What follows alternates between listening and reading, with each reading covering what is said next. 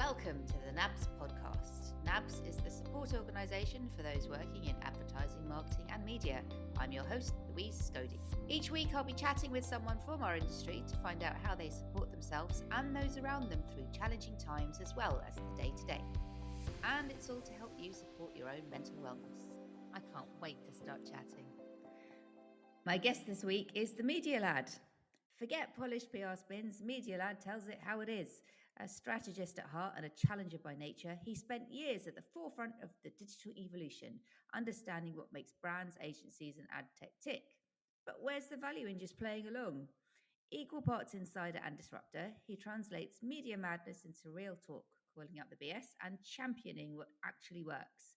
Expect sharp insights, industry truths, and the occasional mic drop moment as he navigates the ever-changing media landscape with clarity and conviction. If you are not familiar with Media Lad, you have to go onto his social media channels. We will give you the addresses in a minute. He's absolutely hilarious. And yeah, he calls out the BS. So we've got him here on the NABS podcast. We're super excited. And he'll be talking about his own mental wellness journey. Welcome, Media Lad. Very excited to have you here. How are you today? I'm doing great, thanks. The sun is shining, so it does make a hell of an impact on everybody's well-being, doesn't it? Any time we do a podcast, of course, and the sun is shining, that's the first thing that the guest mentions. It's such a rare occurrence in this country. So yes, both happy about that. Just to address a formality here, how should I address you? Media Lad, ML, Laddie? What do you prefer? Media Lad's fine, or just any expletive that you want to insert instead that you've always All wanted right. to. All right. Well, as the conversation continues, maybe I'll try that. Obviously, Media Lad in his real life works in the industry and has a real name, but we're not going to blow his cover, which he's worked very hard to hide over the past few years of blowing the water out of the ad industry online. So before we get to all that, let's get straight to it about your own mental wellness journey. What's a challenge that you've had to face? From a young age, and maybe actually starting from now, everyone's got an opinion on my alter ego, even on my people that do know who I am. They know, then they can kind of see and relate to certain aspects that I put into the account. But like from a personal perspective and a young age, I've always been an overthinker. To the point where I'd actually come up with so many different scenarios in my head of how things could play out. And I had to really work on that for a number of years. And the major turning point for me in my life actually came again at a young adult-ish type age, kind of university level, when a young family member of mine actually passed away. It gave me a really kind of shock to my life. And made me question a lot of the things around me in terms of how important things are and how not important some things are, right? Um, so with that shock, the result was what you see today, with a lot of evolution along the way, and in terms of my journey. And the key word there is the positive aspect, positivity, always having a glass half full approach. And hopefully that comes across in some of the things that I kind of share across the industry. I also think about resilience and never giving up. Um, I took that into my career in media, which to be honest hasn't been easy either. I was probably the first in my, not probably, I was the first in my family to go to university, and I've had to graft ever since getting my first media job. I had to prove myself many times over. And I've had jobs where, and a lot of people can probably relate to this, but I've been undermined, jobs where I've been completely mistreated, but my mentality has held me true, and it's what's kept me going. During COVID, this was actually stress tested to the max, and it took me to a breaking point that I never thought I'd see. I ended up leaving a great job, surrounded by amazing people, but doing the wrong things with regards to my own mental health. So I took a better balance in terms of work and life, even if it has been probably over the last few years to the detriment perhaps of my career in terms of where I think I could be right now within the same job that I ended up leaving. But I don't know, obviously no one really knows what in hindsight what comes from that. But mentally I'm much more calmer now than I was a few years ago, and I think that's testament to my own thinking of putting things into perspective, but putting things into a true realness of what actually matters, which is, to be honest, life over work all the time. There is just so much to unpack there, and I think a lot that's going to resonate with a lot of people. And first of all, I want to say how sorry I am to hear that you had a young relative pass away. It's always really tragic when you lose someone, but even more so when it's someone who's very young. Do you think it's that sense of having seen firsthand that you don't really know how much time you've got that helps you to approach situations with that sense of humor, but also resilience as well? Yeah, life is short. It's unforgiving. You don't really know what's around the corner, and obviously taking this podcast down a very dark path quite quickly. But on the flip side, it's like, well, how do you change that? How do you change that narrative? You apply in every single minute of every day some form of light humor or some form of light at the end of the tunnel. Nothing is so what's the word, final, that you should feel like it's a dead end.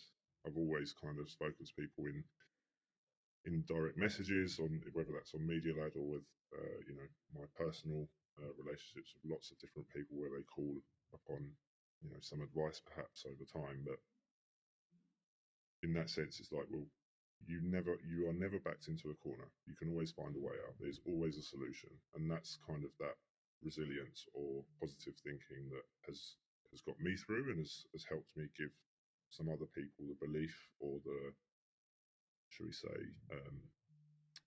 the gumption maybe of moving forward into a next chapter of their career or their life, depending on what type of advice it might be that we could be talking about. It's lovely to hear that you get back to people if they DM you and they've got a bit of a challenge. You can DM them back, even though you're super busy. You're still finding the time to do that. Yeah, time is a gift. Time is, well, we talked about like the dark path of talking about death and stuff like that. Time is finite for all of us. If you make the small amount of time now, you don't know how much of a seed that is for someone else. Does it grow into just a basic, bit of grass, or does it grow into something like flowers? Does it grow into something like a massive tree, right? It could be just that little bit of time gives other people the belief and the confidence to do something that they've been thinking of for a while. But that's my gift to people, and this always has been a gift to people. And talking about previously kind of how I burnt out in a previous job, it was because perhaps I was given maybe too much time, and I had to find a balance in terms of how to still give as much as that, whilst ensuring that I still had time for myself as well. So I really wanted to ask you about that. You referenced doing all the wrong things for your mental wellness around the time of COVID. What were the things that you were doing wrong, and how did you redress that? And was that the point where you started thinking about doing your social media accounts? The COVID times were a mixed bag for a lot of people. No one's ever really normal, in inverted commas, right? No one's got a normal life. I mean, anyone that wants a normal life, just look at the 10 people closest to you and try and find trends or patterns within that. You will never find one in particular thing that is a common thread between everyone, perhaps. So with that said, in COVID, there were people with kids, there were people without kids, there were people living alone, people living in flat shares, people kind of picking up new hobbies, people starting courses that they never had time to do. And there were a lot of kind of different scenarios in that. And within kind of the company I was in and the position I was in, I had to kind of talk to a lot of different people. And like I said, there wasn't like a common denominator. What you typically found though was where there were common denominators, whether that is people with kids, they were struggling because they were trying to manage the kids between the partners and themselves, trying to do the schooling from home, just trying to keep the house running. Like there was a lot of, and I admire everyone that had got through that alive and well, and Just about, speaking from personal experience. yeah, and not divorced, for sure. Um, so, and then you've got the other layer where you've got people that perhaps shared houses and were living with other people, and they kind of were doing quizzes and doing lots of things to pass the time. But the thing for them was like they weren't able to go out to see the people that they actually wanted to see, or whatever it might be. So you've got people that had good things, people that had bad things, and then you've got the other layer, which is people that actually live by themselves, which they probably suffered the hard, like the most out of every one of those groups. And looking at the mix that I had contact with and was trying to talk a lot more about, kind of how to get them through, they would always come into work, you know, almost on the defeatist attitude, in terms of like they were broken already because they didn't have anyone to bounce anything off. And we are social animals, so we need that kind of camaraderie or companionship or friendship that gives you the belief to go into work to either discuss a problem. You know, and I felt like, and we're coming out of that now, where we're seeing people that aren't quite as comfortable in explaining what they have an issue with. Yeah. But in terms of my accounts, it actually started in my first media job roughly 10, 11 years ago. And I saw similar accounts pop up on Twitter as it was then. So And accounts I knew I could, basically lampooning the industry. You saw them and thought you'd yeah, like and to do something like that. yeah, I think so.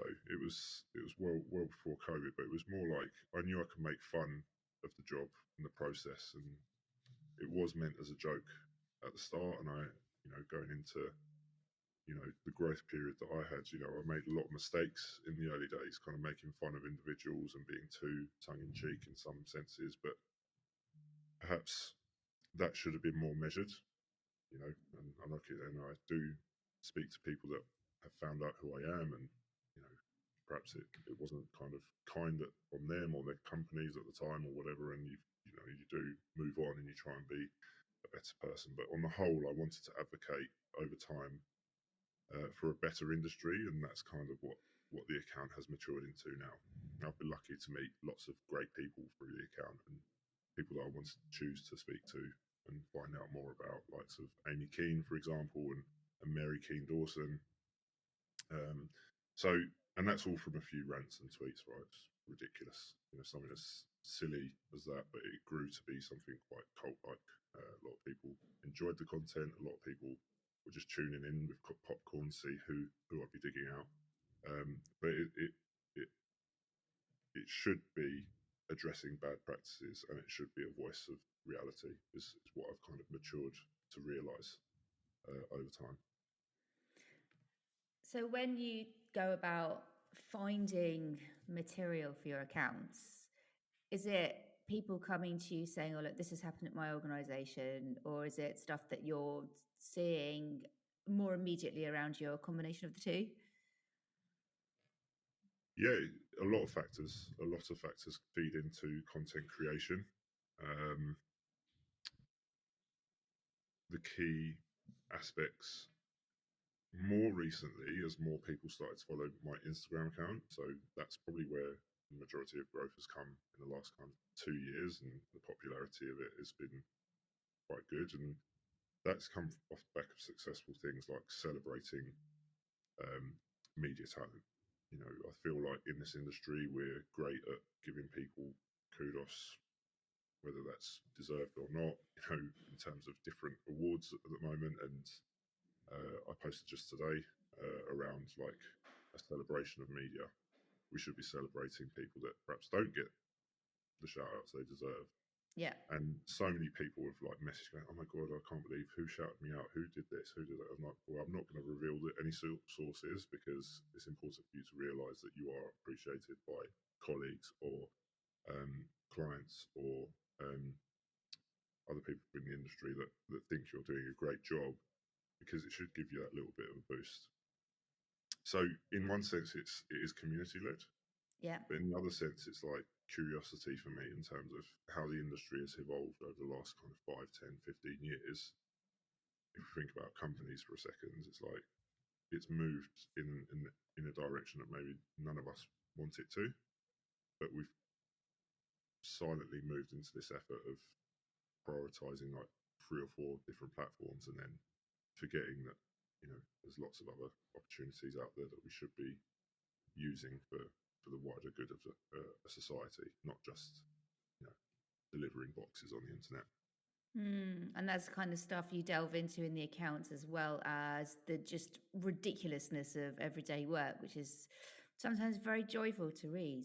I mean, you do post quite a lot, and you've also got work going on. I know that you're super busy with that, and you've got your family life. So, how do you manage the mix of all of that while also supporting your mental wellness and not going back to where you were doing all the wrong things and burnt out? I started doing when I was doing the wrong things. I started doing a course around mental health, and initially it wasn't for me. It was for other family members that I knew suffered, and I wanted to see how I could help. But again, going back to a young age, I've always had the knack of making time for people, and I kind of say that after completely missing our first opportunity to record this and not being really great at communicating. But it is actually quite true in terms of, if you ask the people that have worked with me and by my actual name, I would hope that that would be one of the common threads between all the feedback that you would get. And I talked about it before. If you take a minute, just 1 minute out to talk, whether that's over a coffee or an outside situation, it will make the hours much better. Be it a tactical kind of work thing or just clearing the air. I've always kind of then taken that direct approach with people, whether that's on, to give a point of inflection on myself and saying, right, what am I doing wrong here? What do I need to do different? Do I need just to take a minute? Do I need to break from kind of doom scrolling, or do I need to kind of just appreciate what I've got around me? Can I just say you definitely need to take a break from doom scrolling? Yeah.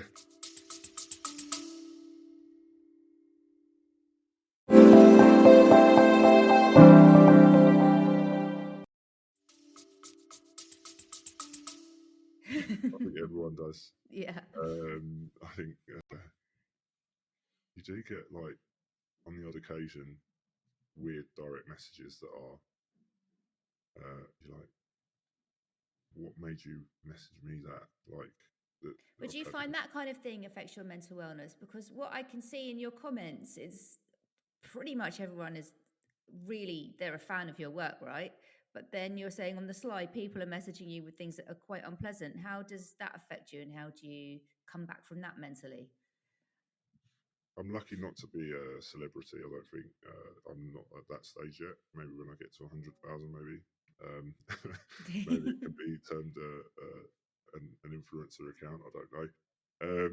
But there has been the odd occasion where someone has either found out who I am and said, you're having a negative impact on this or whatever. It's like, but I'm like, on the whole, 1 out of 100, who cares? And you just got to keep going. And like, that's my, again, going back to the core of, you know what, just keep doing what you're doing, be positive. If you're getting a lot of negativity, then you're doing something wrong.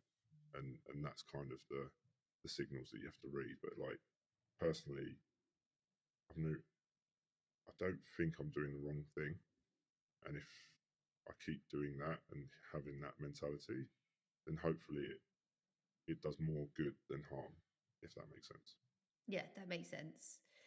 But you also use humor in your posts, which is a big way to support your readers' mental wellness, but I guess also your own. So talk us through that.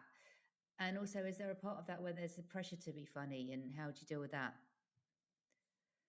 Oh, totally. I've made a bunch of jokes that people think, this guy, what is he doing?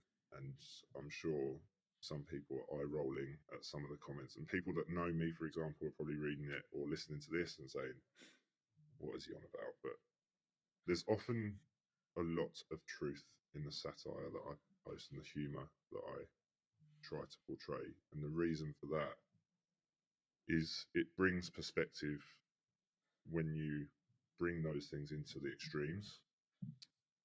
We're in a fortunate industry where you can't really hurt anything or anyone in particular. you're always aiming at a company, or you're always aiming at a way of working, or whatever it might be.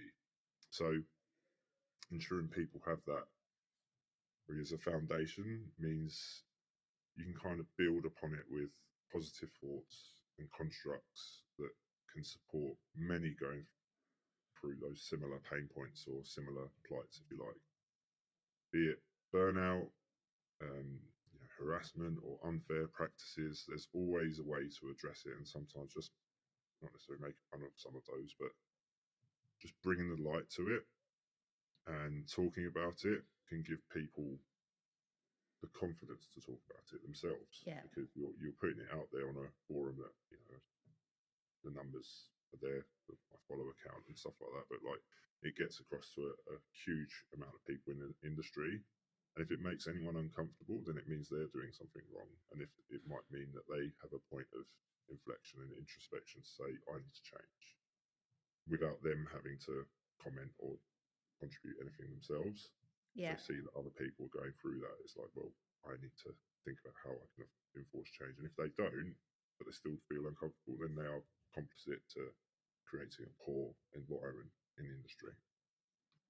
You're also good at giving other people a platform to share their experiences, which I think must be a massive help for mental wellness in terms of lightening that load. So there's a post you did about what maternity leave people are offered at their different organisations.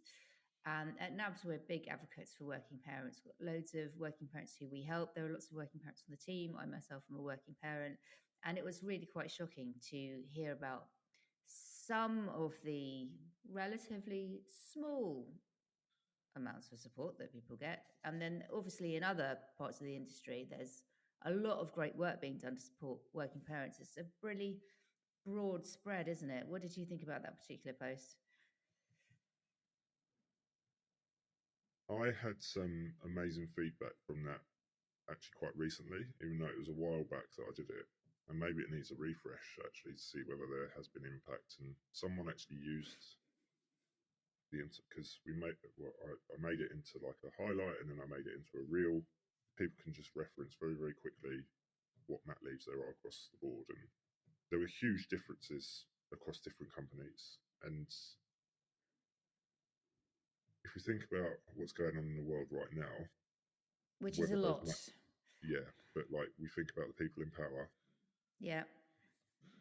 Are companies actually going to change an area where you think they don't give a shit about, to be honest? Quite frankly, DI stuff's gone out the window. People in power kind of striking through kind of what to do in that sense. And does this fall as part of that potentially? How do we save money? I forget this lot, the small proportion of people that need help at the time they need help the most. It's a bit weird, rather than focusing on bigger fish to fry at the moment. So in terms of that post in particularly, like I said, it helped someone go to their employer. They told me about it. It actually then got used in another study I've heard, but I don't know the ins and outs of it. But like I say, and I said this in my last answer, if it helps just one person get their point across using data, then isn't that technically what advertisers are supposed to do with their media plans? Like, well, why can't we just apply that to working life? Why can't we apply that to life itself? There's lots, and maybe that's a bit deep, but if people get something positive out of it using community-led data, then it's a huge win for everybody, and it's just using the platform to do that. Absolutely. And it shows the power of community, which is something else that NABS is a huge believer in. And that's the philosophy that runs behind all of our events as well, where we get people together to have fun, learn stuff, raise money for NABS, which you can find out about on the NABS calendar on our website. Aside from that really deep impact that the maternity leave post had, which of your posts do you think has given your fans the biggest boost? And what about one that's given you a boost? And I will say at this point, my absolute favourite post of yours was the one about, it's got the Swedish chef in it, and it talks about what happens to my brain in a meeting with senior leaders. It's well worth going back through the post history on Media Lad's page and looking at this post because it is absolutely hilarious. And I watched it 5 times back to back. Yes, I am a massive Muppets fan. That may have helped with my fascination for it, but it was genuinely laugh out loud funny. So thank you for that. That's my biggest boost. Do you know, I saw that clip and I thought about it straight away. It was like, Right.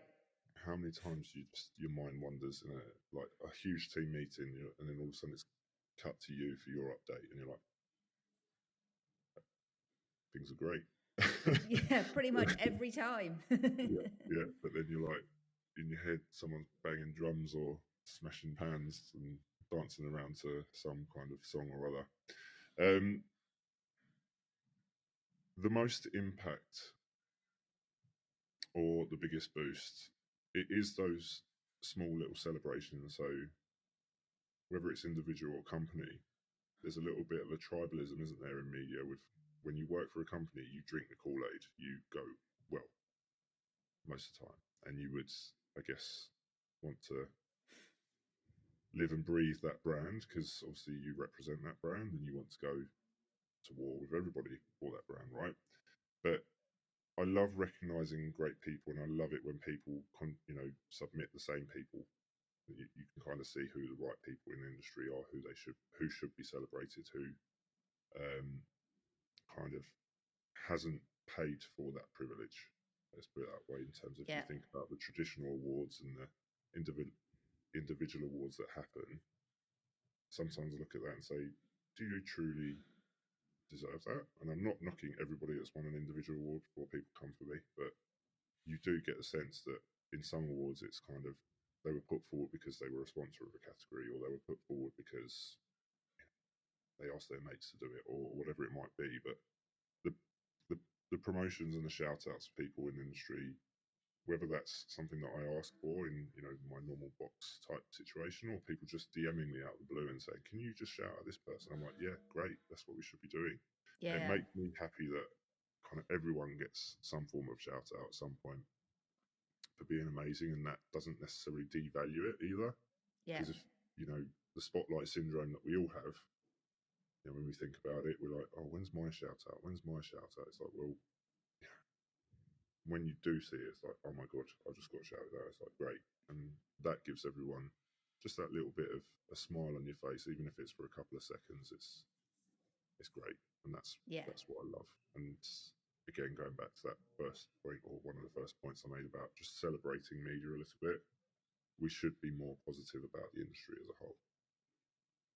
There's definitely something around recognition as well. Like even at work, on a daily basis, if someone tells you that you're doing a good job or recognizes the effort that you've put in, it does give you a massive boost. It's something that we should be doing more often. What's the best experience of mental wellness support that you've had at work? And is there one that wasn't so good where we could reflect on perhaps what you might have preferred instead? Whenever I talk to people about mental wellness, I always start with, your mind is your own worst enemy, but it can also be your best friend, all within the blink of an eye. I often tell a joke about what the fastest thing in the world is. It's like, one of them is the speed of thought, but we have to be aware and conscious that you are in charge of that thought. So it's not someone else is driving you. You have your own brain to put your legs where you want to get to, and your hands to make of it what you want. And that's kind of a famous kind of old adage, I'm sure, in some language or other. But I started talking about kind of overthinking at a young age, and in darker times for me, I tend to fall back into that habit. But as soon as I catch that, I do stop myself, calm myself down, and get back to what I want the positive outcome to be. And a lot of people say that, that could be manifesting, for example, but it's always a way. It's not just blind hope. It's what are the ways or steps that you can put in place to fix those things and solve for the situation that either I myself am in, or if others are coming to me with, asking for help or whatever it might be. It's always keep saying the same thing. There's always a way. There's always a way to fix this. You've got to put the right building blocks in place, or the steps in place. And that's kind of been a common theme throughout anything I've done, whether that's through work or life experience. But I guess I don't know if that answers the question, or whether I should think about like some specific examples for you if you wanted me to Well, your go sense of into any of that. your sense of self-reliance and mastery over your thought processes is coming through really strongly as a theme, which I think is brilliant and I think people can really learn from. But when you're maybe struggling at work and you can't access that sense of reliance, you're not in that place yet, what do you think is a good way, and maybe something that you've experienced or you've seen people experience, what's a good way to support a team member or a direct report? Whether it's supporting yourself or other people, you can't do the same thing. One's silent, internal, and one's a bit more vocal, in my opinion, because you wouldn't give someone advice that you wouldn't give yourself. Yeah, but often on the flip side, you would often give people advice that's really good and you should take it yourself, but you don't. Yeah, no, and totally. And I think again, when I say I'm an overthinker, if I've had a bit of negative feedback, whether that is, you know, you go for a job, for example, and you don't get it, am I good enough? Have I made a mistake doing my last job, or um, have I done enough in my own time to get to that level, and why have I missed out? Who's better than me? Those kinds of questions creep into your head whenever those things kind of materialize, right? Whether Right. that's and I'll use that as an example, because obviously there's a talent crisis at the moment in industry, where there's too many people perhaps going for certain roles, whether that's at a middle or a senior or a junior level, to be honest. And that is an easy doubt that creeps into your mind. It's like, why have I missed out? What am I? I'm not good enough. If people are going through that, and you know, I've been through it a few times, and it's like quite frustrating. It's really easy to lean back and say, well, it wasn't meant to be. And that's kind of like the philosophical way of dealing with that. But then it's outlining and understanding what feedback you can get yourself, because also recruitment feedback is pretty poor at the moment. But what are the things that perhaps you're not thinking about that you need to develop? You can then use that within your work life in terms of putting simple steps in place that you can test without any risk. So if you put, you know, you think that you can develop on your people skills, or you think you can develop on your presentation skills, and you're like, okay, I can actually do that in the comfort knowing that I've got a job right now, and Yeah. do those basics really, really well, and then know that when I go for something else in future, that I've worked on that and I can move forward in that area. So those are the things that I would kind of talk to people about and give advice on, because it's also stuff that I would do myself. It's like, well, is there a knowledge gap? I need to go and learn about X media. Okay, I'm going to go and see if there's any certification. I'm going to go and do that. Or is it a soft skills thing? Okay, well, what training can I do with external companies? What can my company support with so that I can develop those areas too? So the philosophical, it wasn't meant to be, all of a sudden becomes a more practical, I need to do X, Y, Z to get to where I want to get to in like 6 to 12 months. Absolutely. And if you go to the NABS website, you will see all of the training that we offer for free, because we're a charity. That ranges from our new managers' mindsets suites of training and support to really popular courses we've been offering for years and years in resilience and building your own brand. So you're right, you should avail yourselves of the opportunity while you've got the luxury of time, and not leave it until, oh, I've got a job interview next week, I really need to brush up on stuff. Like, get involved now, and you'll be in a great position when you need to be. You Do you also know? talk a lot about mistakes with people, because Well, you're I was just, sorry. no, I was just going to add about you. You talked about resilience in terms of. I really feel like that's an area that is well, it's been talked about a bit more recently, but I feel like there's a huge kind of under appreciation of what resilience actually is, and there's a huge generation now that resilience isn't that strong, whether that's because of COVID or whether that's because of whatever else. People are giving up a lot quicker, and I don't know what the why that is the case. And I see it in a few walks of life that I'm involved in terms of younger generations and in terms of much younger generations, and obviously generations that you work with, and you're like, why are you giving up? Don't and that's that could be related to like a sales thing, or it could be to do in the job market, or it could be something simple as in sport where you're like, oh, we're not gonna do well. And it's like, well, how do you know that? Like, just go for it.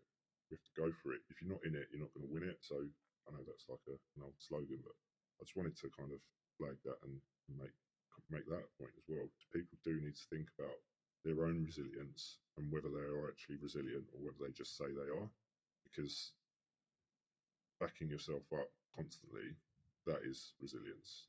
Not just, I'm going to go for it once, maybe twice, but then it's like, okay, well, it didn't work out, let's not bother. But that's not resilience, that's just trying once or twice, if that makes sense. Yeah, it does, absolutely. And what I'm getting from you is that sense of practical resilience. So it's the combination of saying to yourself, there is another way, but also saying, okay, that didn't work out, but practically, why didn't that work out? And what can I do to build myself back up again? What can I do to learn and grow? And I also think it's interesting that resilience is a strong theme with you and humor is a strong theme with you, because often the two are combined. And definitely there's like a great British sense of humor, isn't there, that helps us to get through dark times. And do you think that's something that comes through your accounts as well? Yeah, it has to, because there's no good. I mean, if you go a layer below that, resilience, humor, whatever. But it's like hard work is hard. It's in the title, so Yeah, you need to make that a little bit lighter when you can. Whether that's putting a smile on your face, you will try harder if you're enjoying something, because you want to do more of that enjoyment. If you make enjoyment synonymous with hard work, then you're on to a winner. absolutely. You talk a lot about making mistakes with your mentees as well, because amazingly you find people to mentor people in the industry, which I find very impressive. What's your philosophy on mistakes? Why is it important to have this conversation? And is this linked to the resilience aspect of life as well? I imagine it is. I guess a measured mistake is better than a monumental one.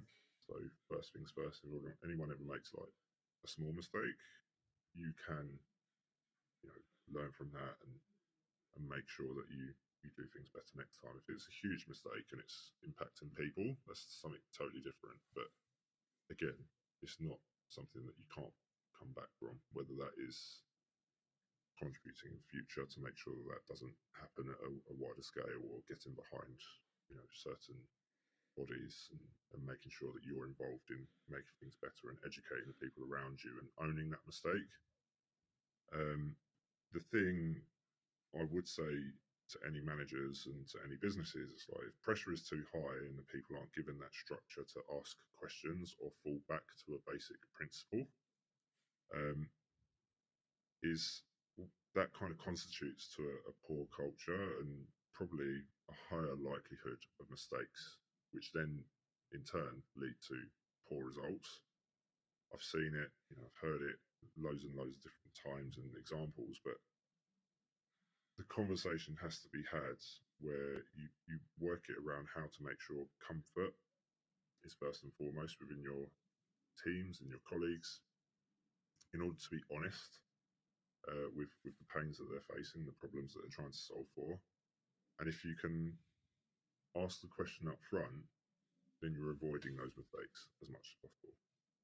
You're creating a culture where people can say, I think this might happen, which might lead to a mistake.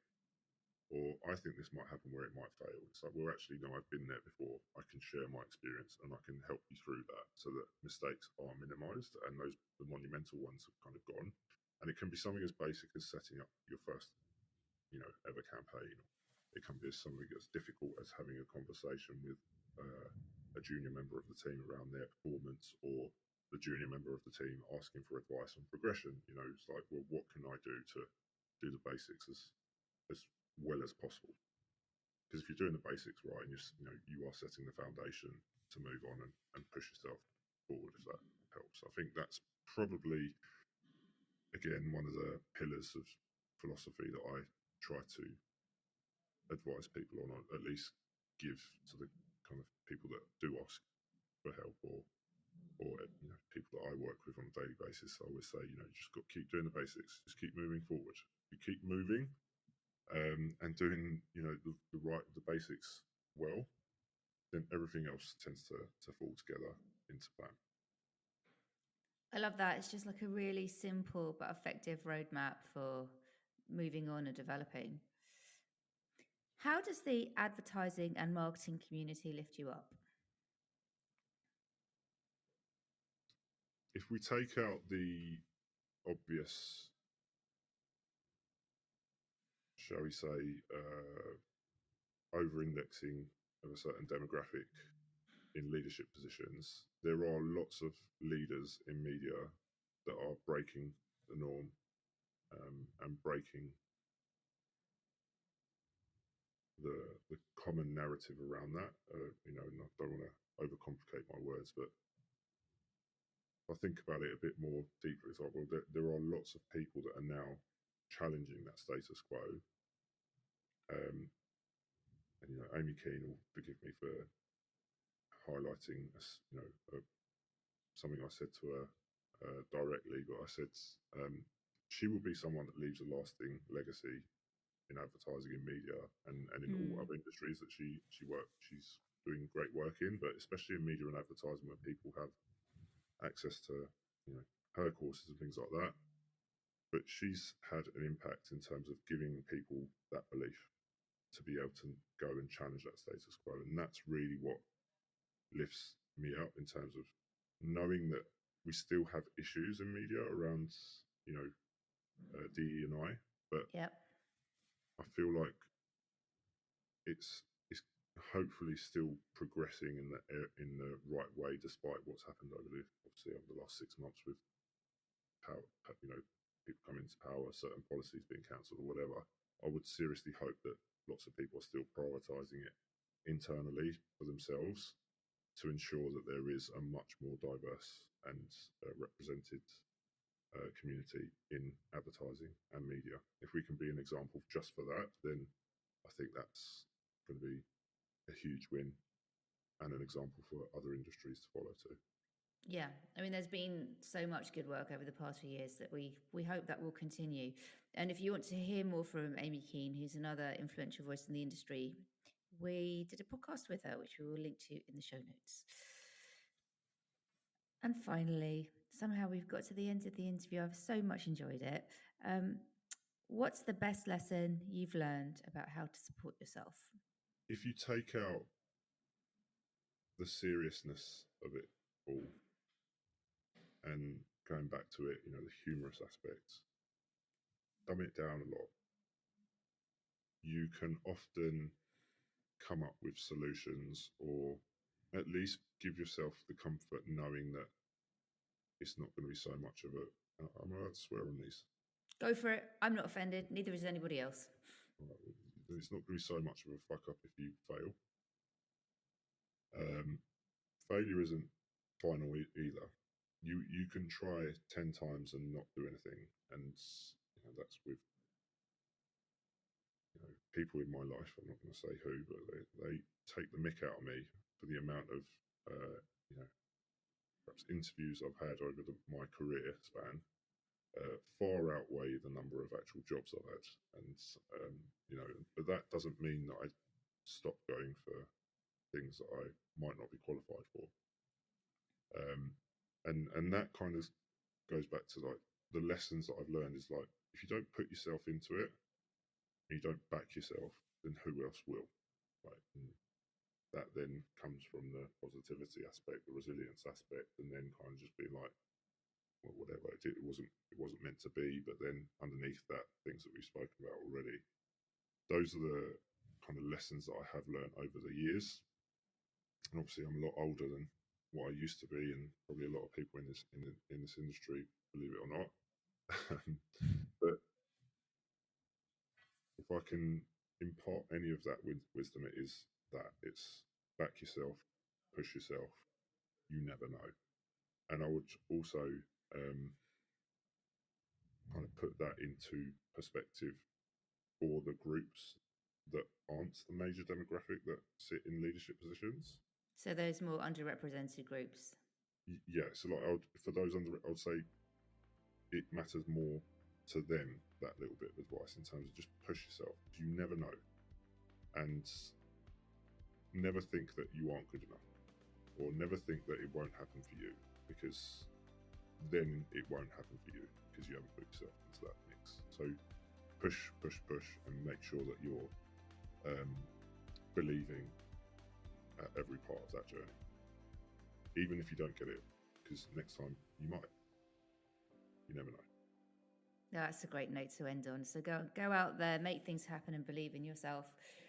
We'll link to everything in the show notes, including all of Media Lad's pages and our resilience training. And if you find yourself in a sticky situation ever, you can either call the NABS advice line, or you can get in touch with Media Lads, who apparently will answer your DM, which must be absolutely delightful. Thank you so much for joining us today. It's been really great to chat to you. It's been a pleasure. Thanks for having me. Thank you.